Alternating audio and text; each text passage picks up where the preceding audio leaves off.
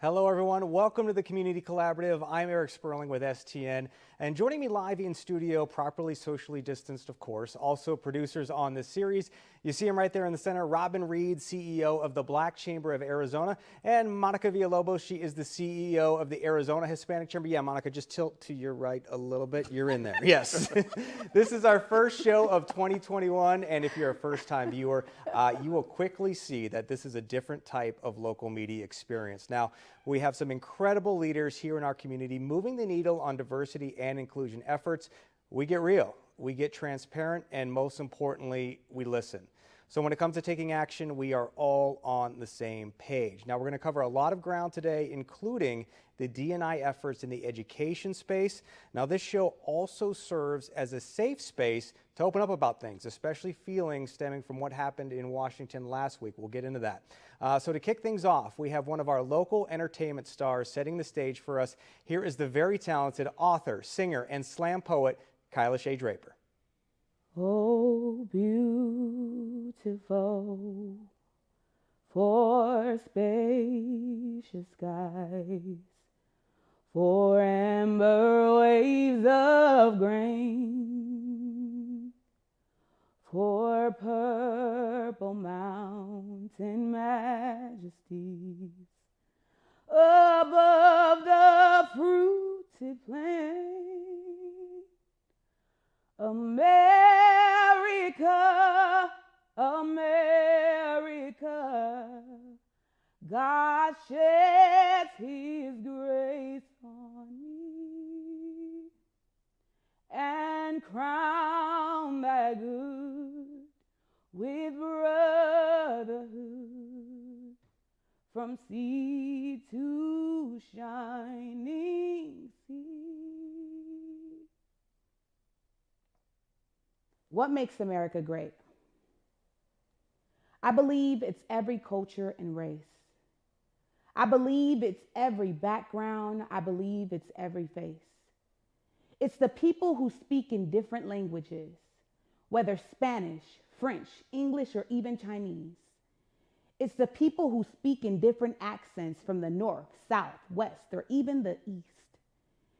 It is those who come to this country with the expectation of living out their wildest dreams, knowing that here in this country, you can become anything. You can believe in whatever you want. You can practice your freedom of speech.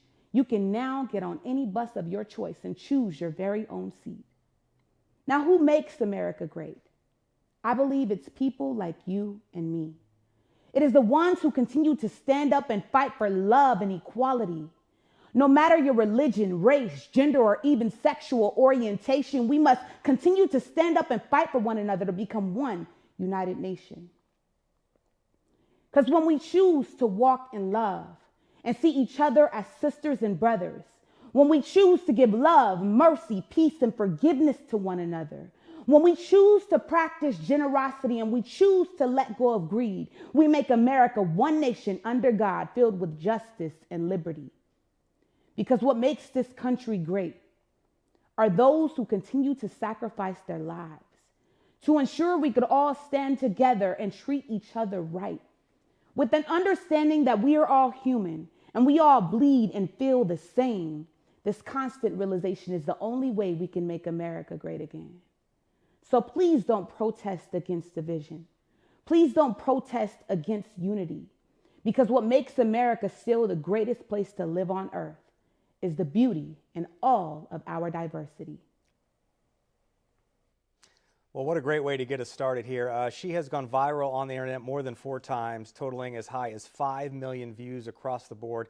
And in everything Kyla Shea does, she says she incorporates the power of love and the power of truth, because she believes that with love and with honesty, all things are possible. So please check her out online, as she will be a continuing part of this series. Okay, let's get into our first D&I segment of the show. We are so excited to launch a new series courtesy of one of our presenting partners, The Power of Belonging, brought to us by Banner Health. And joining us live in studio, Jackie Hunter is with us. She is the Senior Director of Diversity and Inclusion at Banner Health.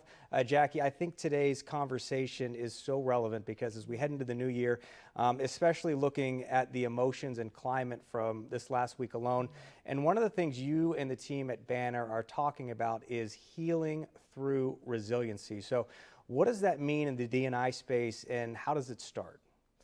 Thank you, Eric, and we're very excited to be a part. As we think about healing, it's a few factors that we have to think about. We have to acknowledge, we have to hear, and we have to see.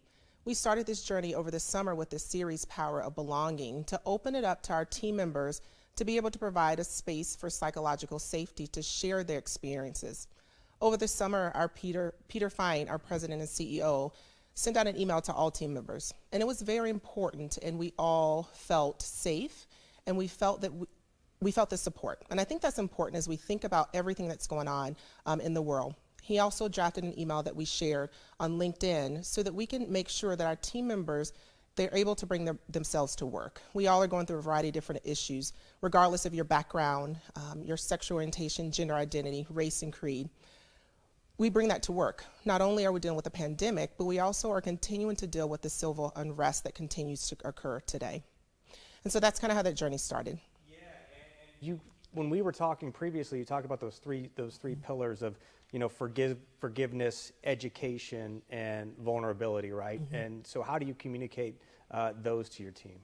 Yeah, I think it's important to be vulnerable. When we had the series, we were meeting weekly, and we bumped down to every other week as well. And I think it's important so people can share those stories, hear the pain, hear the excitement. And while 2020 has been a unique year for all of us, there were some silver linings, and I think that piece brought us together. And I think that's important for us to remember, that we always have hope, and we keep that hope as we move forward, and we're able to communicate that vulnerability and listen to people and hear those stories, as I referenced before, so that we can move towards forgiveness. Now, Jackie, we've talked about this before on the show. You and I have talked about this. I sit here as the white male, and I know you've talked about this in your leadership training at Banner Health. So what about the role and the actions the white male should be taking? Again, this is that safe space for us to have these conversations. And when we talk specifically about healing and watching the events of last week, trying to be independent of politics here, what perception do you think was shown? That's a great point. And I think that's a conversation we have to continue to have, and not from a fear perspective, but how can we bring people together? So as we think about, again, we have to acknowledge the privileges that may occur, and then how can we heal? How can we move towards and bring together? So as we think about allyship, our team talks a lot about allyship and how critical and important that is as we move towards diversity and inclusion and being that center of excellence. We have to make sure that we acknowledge that and move forward as we think about those things as well, as you referenced before. How about, it doesn't have to be on that specific topic, but can you think of any stories of a breakthrough moment that you can share with us that you've experienced through your training? And again, obviously what happened all of last year, and here we go in 2021, any moments that you can share that were so specific to, okay, this was a great breakthrough? Mm-hmm. Yeah, we've shed some tears, we've laughed, and I think a couple things that have stood out was where people were vulnerable to share. There was one story of a family, they were a biracial family, so their kids had varying shades of brown, and she shared the painful experience of how her darker skinned kids had a different experience in society. And so I think that was a very key point as we move forward to be able to share. Oftentimes we think about racism, but colorism also exists as well. And so hearing that story was educational for those that may not have been aware, but also for her being able to heal and share and feel safe to share those stories that people also could relate to, that may also felt that same way. Yeah, thanks, Jackie. And now an opportunity. Again, we are properly socially distanced here in studio. And so now I want to bring Robin and Monica into the conversation. And Robin, you do have the ability here, because obviously Jackie's in studio, to ask questions or just share some perspective after hearing what Jackie was just talking about healing and resiliency. Well, thank you, Eric, and Jackie, thank you very much. And thank you, Banner Health, for all the great things you are doing on the issue of diversity and inclusion. You used a term I hadn't heard before, but I really like it. I think it really encompasses what we're after, and that was psychological safety. So tell me what that looks like from an employee's perspective or from Banner's perspective when an employee feels psychologically safe within your organization. How would that present itself internally? Yeah, absolutely. I think internally was having those conversations. What was really great was our Chief Human Resource Officer, Naomi Kramer, has been a huge advocate, as well as our additional SLT members have played an amazing role as we move forward. So being able to allow them to be vulnerable. We had a live, non-scripted opportunity with Peter Fine and Naomi Kramer to share their comments, allow our team members to ask questions unscripted. And I think that was very powerful so that people can feel safe. They want to come to work as we have been in this pandemic. Our team members are exhausted as we continue to fight and try to save lives as much as possible. We have to be able to understand that not only are they dealing with that, but they also are dealing with other things that are going on. And how can we help them bring that to work and be able to help them navigate through that from a variety of different areas, such as conversation. Answer or ask another question, or if you have some perspective for Jackie. Sure, absolutely. Thank you so much again, Jackie, for being here and for being such a supporter of our communities. You know, both of my children, my babies, I gave birth to them at Banner Hospital, and one of the things I noticed is that culture of inclusion and belonging penetrated, and you could feel it with the nurses, the doctors, the professional staff, everyone. And I think that is one of the things that is so important to me when companies talk about belonging and the space that they give folks. I'm reminded of two things. One is this idea of giving folks the benefit of the doubt. So when you think about things like forgiveness and safety and education and vulnerability, it's knowing that when you're talking to someone, being able to give those folks the benefit of the doubt that their intent was different perhaps than what you took in, and to be able to clarify that and give them the opportunity to do that as well, right? And then the second one is, I remember a mentor saying to me, you've got to be really careful that you're not already listening. And I didn't know what that meant. And he said, you know, when you grow up with a chip on your shoulder, you keep waiting for somebody to come and knock it off, and you've already heard and you've already had those ideas programmed into your head, and you've already listened to something they didn't even say. And so I think those are two ways, but I'm fascinated by how you've been able to penetrate your entire culture. You're one of the largest employers in the state. How are you able to penetrate all of those employees and really embed this idea of belonging into your DNA? Yeah, and that's a great question. And I always say diversity and inclusion is a marathon, not a sprint. And so I think it's important to everyone can have those conversations and understand that we do have something in common. You bring up a great point in regards to intent versus impact. And so throughout our trainings, we talk about those filters that we may see and being able to listen, because everyone has a story and you may not know why that person may feel a certain way until you hear them. So how can we just start to talk to each other, because we all are hurting in a variety of different ways, and just being able to listen and hear each other out versus, like you said, kind of listening before people even speak, and we make those perceptions there as well. And I think we've seen that a lot over the past week, and I think it's just we just need to heal. You know, I think we do really need to heal and continue to have those conversations. And that's what we're trying to do here as well through our Banner Strong outlook and providing hope, because a lot of people are tired and hurting. All right, Jackie Hunter, our Power of Belonging series. Thank you so much. And again, thank you to the entire team at Banner Health for all the work you're doing right now. It's so funny trying to schedule pre-production meetings with Jackie as she's running around doing this, doing that. And I know how important that is, that you're balancing both right now. So thank you so much. And again, so excited to partner, as you will be back in a couple of weeks to continue our Power of Belonging series. Okay, let's take a look at the education space now. And we're going to go to Zoom. I'm going to bring in via Zoom Chanel Poe. Chanel is the CEO of Poe Power. She is also the outgoing president of Balls Elementary School. Let me unmute you here. Hi, Chanel. How are you? Hi, Eric. Thank you for having me on your show. Thanks for being here. Okay, when you talk about putting action into words, and you did just that at Balls, what was at least one, if not two situations that you encountered in the education space that needed to change, and then, how did you do it? Disproportionate students' discipline. When I initially got into the district and I went through a series of professional development on a national level, I was able to hear what current trends were. What BALT had to do is we needed to take a step back and disaggregate our data, look at our data and ask ourselves, are we adding to the trends or are we doing something new and innovative? And looking at the data and making those data-based decisions is what led us to action. That action includes a number of board resolutions, including trauma responsive, that charges the governing board to look at our data, disaggregated data each year. We also accepted an equity challenge. We have updated our equity statement, and most importantly, we have incorporated our racial equity into our strategic plan. So talking about the data there, but also how about that sense of urgency to be intentional? Can you tell us a little bit about that? It's so critically important. You know, when you are working on a body, everyone comes from a different place or why they serve on a board, but it's critically important to garner understanding of why it is a sense of urgency and why we have to move quickly. We have to move quickly because 100 years later, people that look like me are still fighting for equity in education.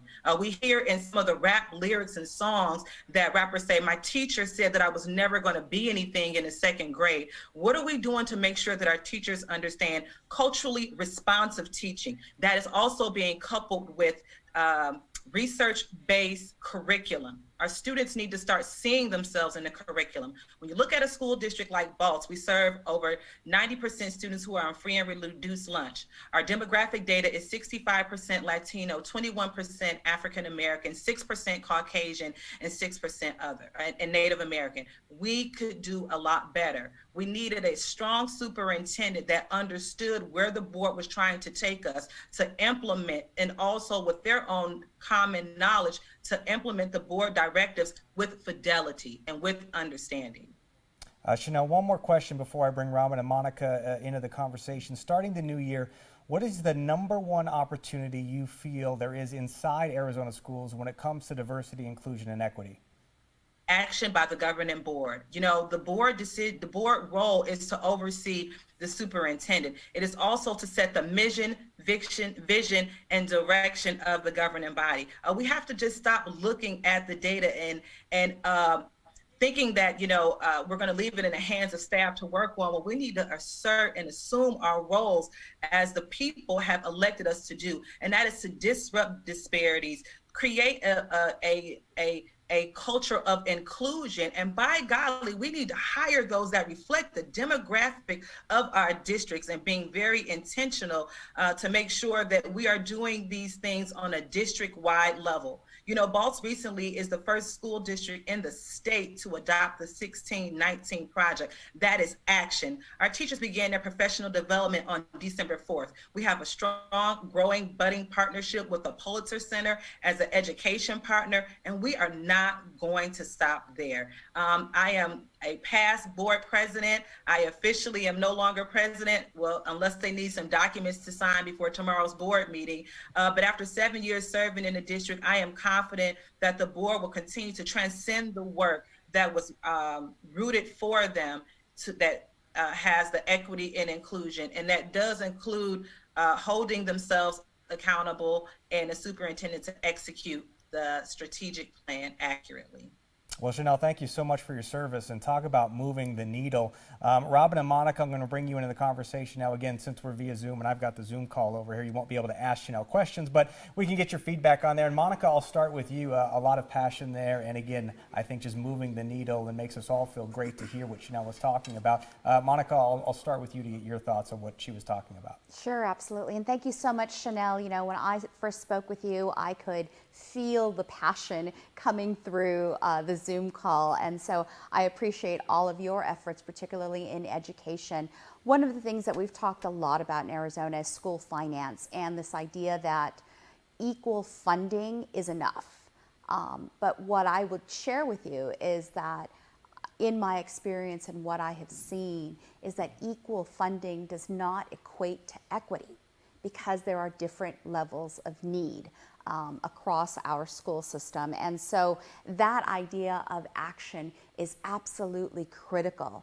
The idea of having educators that reflect our student base, to give them that aspiration is absolutely critical. We've seen that a lot in the Latino community. And the last thing I'll share is just that ability to be able to mitigate. Educators are not the issue in our education system. It's everything else. It's all of those social determinants that those kids are coming to school with, right? Kids of color are coming to school without food in their bellies, not knowing where they're going to sleep that night, not knowing if their parents will be home. Those are things that would be considered outside the scope of an educational institution, but guess what? It sits in the lap of those teachers and those school administrators, and they need support from our business community as well as from our policymakers. So I know Robin and I share that passion about education. I consider it a non-negotiable. I get very frustrated when we tell kids, disadvantaged kids, this is an opportunity for you. It's not an opportunity, it is a non-negotiable expectation. This is how we change the system. And Robin, I'll let you weigh in and get your thoughts. Even maybe some of the conversations that Chanel was talking about between teachers and students, how important those discussions are.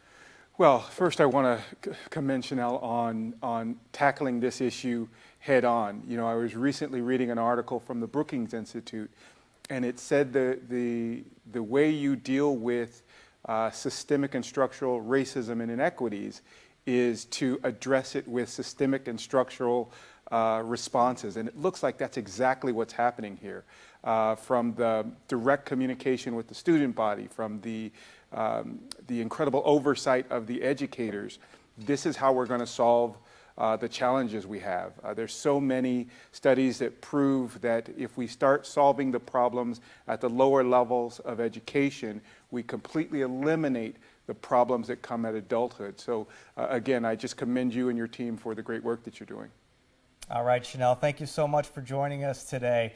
We do want to mention that this important series would not be possible without the support of our sponsors and partners. Of course, a huge thank you to Banner Health and Jackie Hunter as they sit here today, one of our presenting sponsors. And now we'd like to recognize one of our Rally Point sponsors. Now, a Rally Point sponsor helps us celebrate the organizations and the people that create and serve in roles and positions that help advance diversity, equity, and inclusion efforts.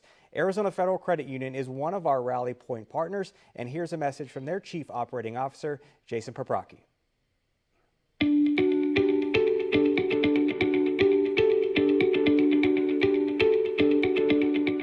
We're really passionate at Arizona Federal about advancing DEI efforts because we want to be an employer where people really want to come to work. We want people to feel engaged. We want them to feel like they can really make a contribution, that their voices are heard, and that we're going to listen to them and then take the feedback and put it to action.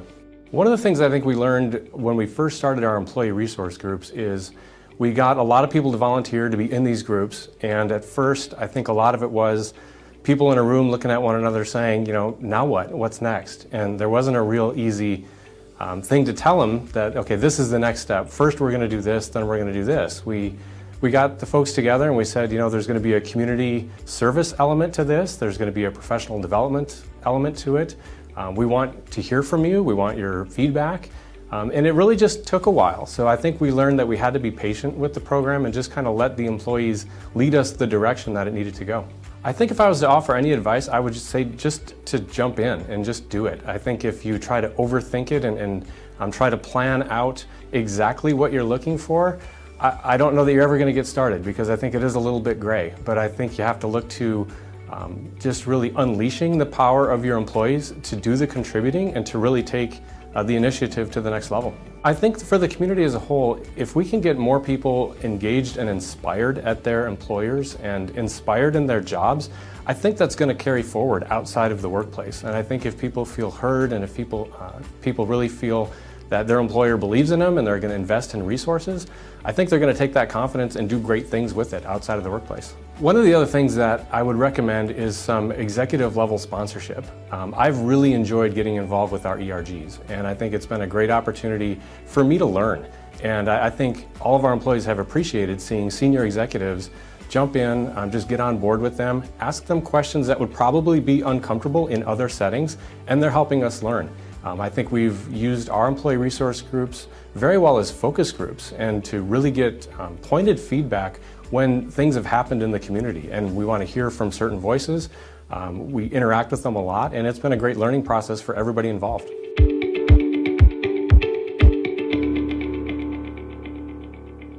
Yes, a big thank you to Jason and Arizona Federal. They are the real deal, and as Robin and Monica know, they've been guests on this show before and really doing it right over at Arizona Federal Credit Union. Okay, let's bring in our next guest. Also joining us via Zoom is Stephanie Parra. Stephanie is the Executive Director at All In Education. Stephanie, how you doing today? I'm doing great. Thank you so much for having me on. Great, thanks for joining us. Okay, you and your team have just released a pretty important call to action. Tell us about the All In for Equity framework.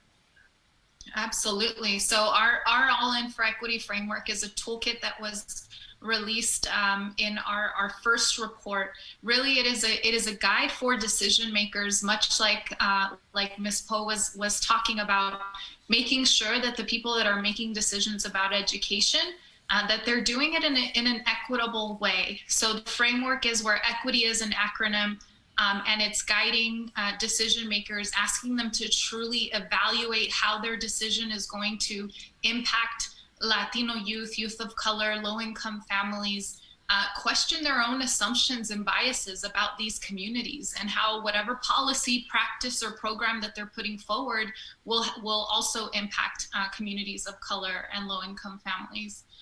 We want to ensure that we're taking the time to understand who will benefit from the policy or practice, who will be burdened, and then make sure that we're including stakeholders from those communities in the conversation, that we're being thoughtful about our approach, and ensuring that we're using data to inform our decisions. And then at the end of the day, when we use this framework, why is yield opportunity.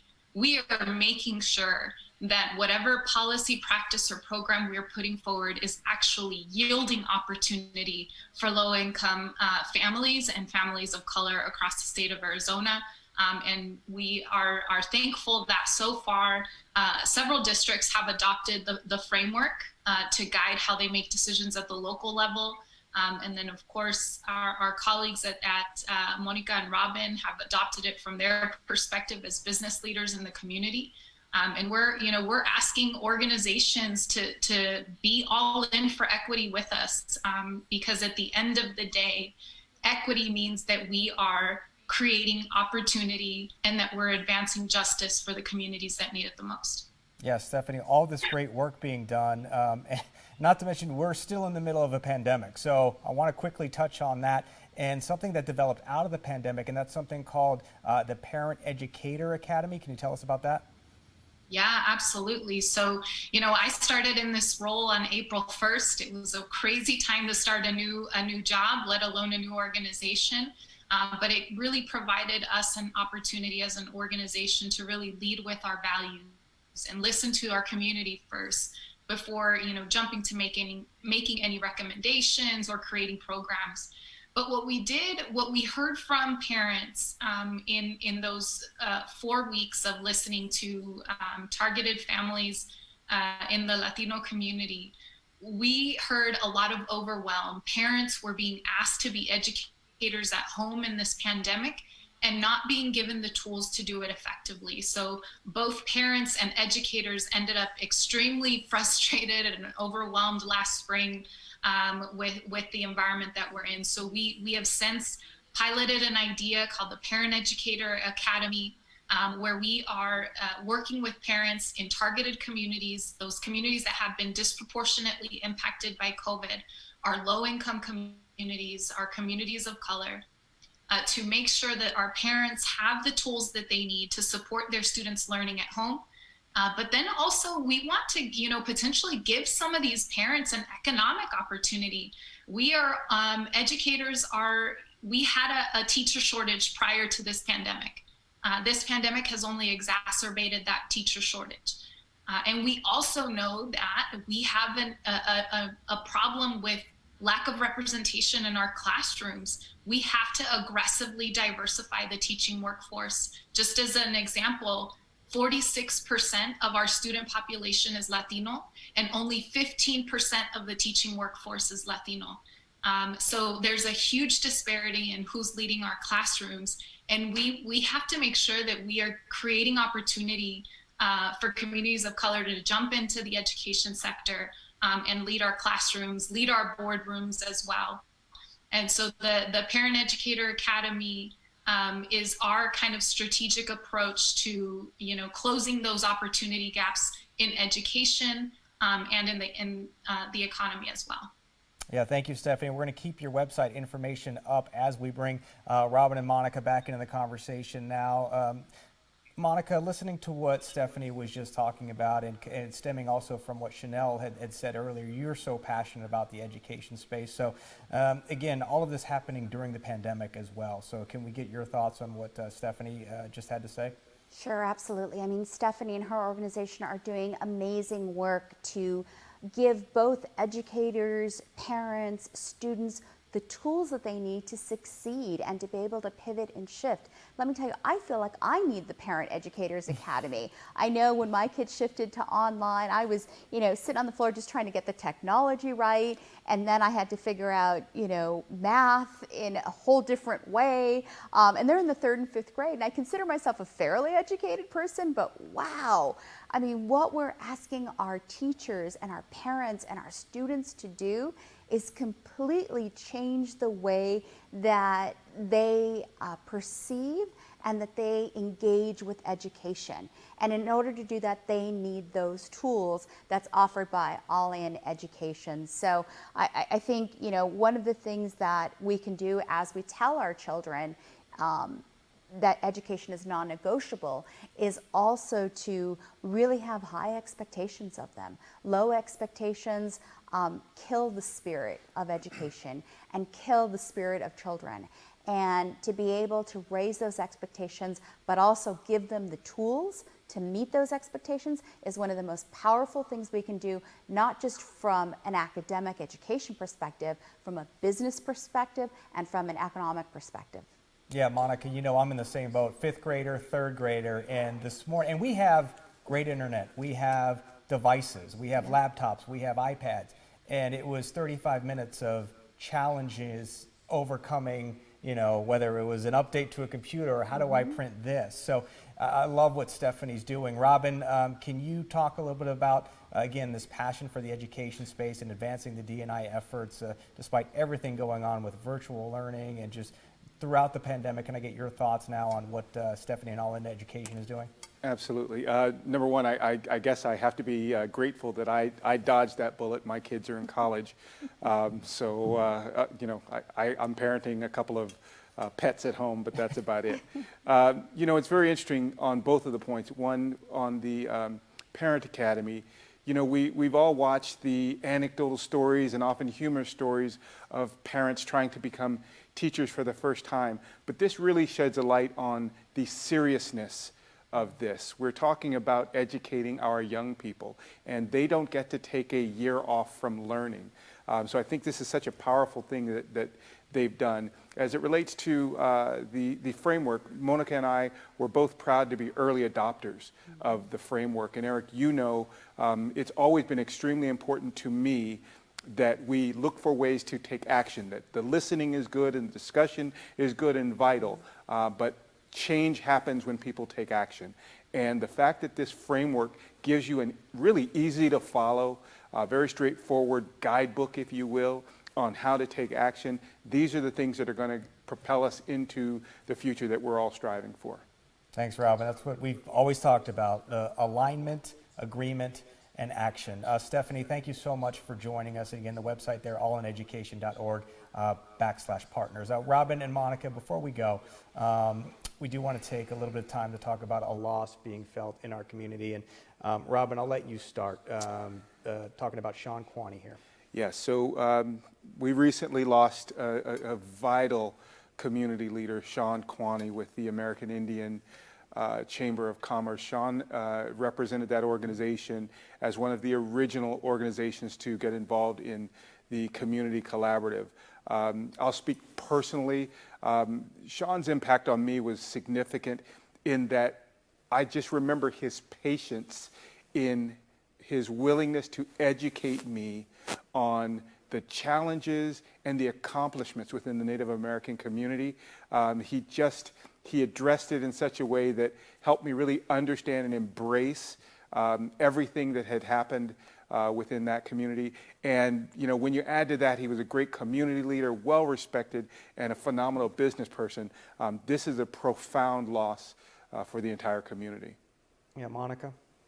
It really is. I remember reaching out to Sean in August of 2019, and we had this idea, and Robin and I had talked about getting all of the minority chamber leaders together to speak in one voice. And what I remember about Sean is that he always came from a place of yes, and was always willing to help and, to Robin's point, provide that space, that safe space, and that patience for us to understand things in a better way. And this isn't just a loss for communities of color, it's a loss for all of Arizona. As a leader, he really led the way, and I am proud to have been part of that founding group with him. He was big and strong and incredibly patient in everything that he did. And the way that he moved his own community forward and led his community. And it was a wonderful honor to be able to serve with him. And the news hits us hard, but we know that he's watching, and we're going to make him proud. And here's a brief message from another member of the Community Collaborative, John Canyon. My name is John Canyon. I'm the president of the American Indian Chamber of Commerce of Arizona. It's with a sad heart that we say goodbye to our friend, our leader, our brother, Sean Quaney. Our condolences go to his wife, Danielle, and his family. The Chamber is very thankful to have Sean be part of our leadership role as an executive director, as a board member for many years. We're very thankful for his continual role of service within the community, within other organizations, and within his own company. Sean, I had a chance to attend Sean's services, and there was a quote that was shared that said that do good work and good things for your community. And that was Sean. Always looking for opportunities, always thinking of where he was and what path he had to trailblaze. And not only that, he continued to help those where he was many years ago rise through that process. And that was Sean. With his big heart, he was always looking for opportunities to serve others. And he was also a teacher at ASU. And I'm sure we'll see here, and it's exciting to see that in years from now, we'll see all the people that Sean has mentored rising up in different leadership roles within the community and within Indian country. And that's where we'll see his example continue to live on. Sean was an amazing man. He will be missed. And I'm very thankful to call him a friend.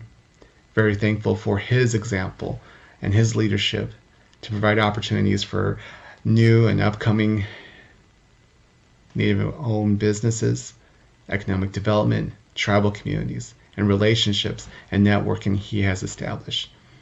He will be missed. Very thankful that the Chamber had his service for many years, and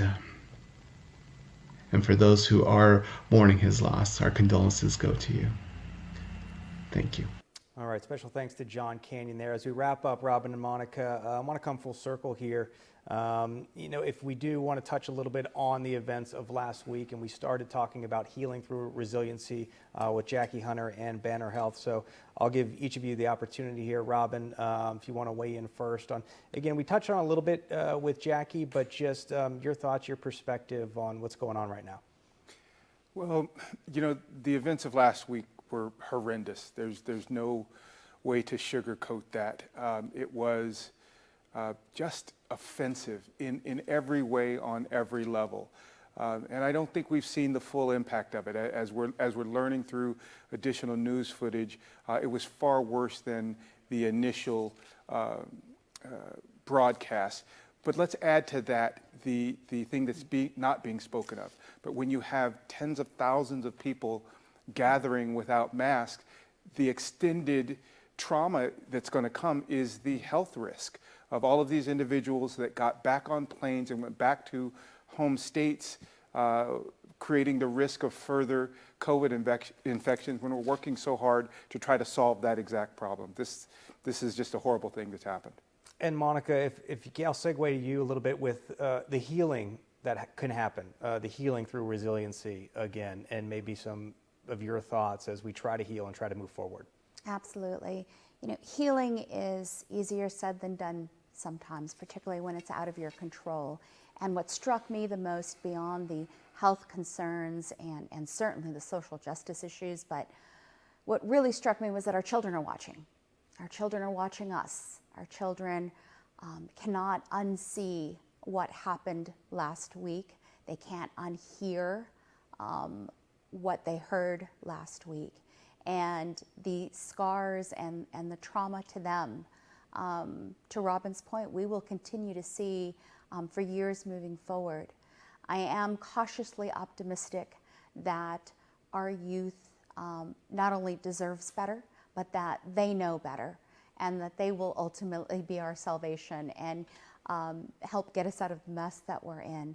That the example we've provided of what not to do will be taken to heart, and that our children will be able to create a better place and space that is safe for everyone. All right, Robin and Monica, thank you so much. Again, that's what this series is all about, a safe space for having these vulnerable, transparent conversations. I want to thank all of you for watching the Community Collaborative. You can always check out past episodes by downloading the STN app or visiting stntv.com. All right, we will see you live back here in a couple of weeks. Thanks for watching.